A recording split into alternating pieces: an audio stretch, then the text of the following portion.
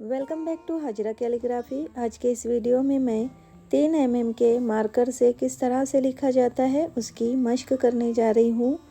Video को आखिर तक ज़रूर देखें। वीडियो पसंद आए तो लाइक, कमेंट और शेयर करना ना भूलें। मुझे रूह में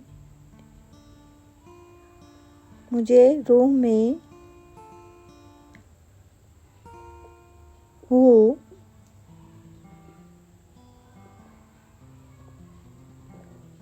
चाहिए,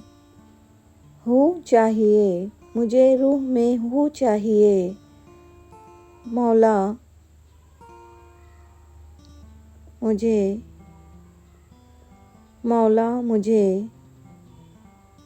सिर्फ तू चाहिए।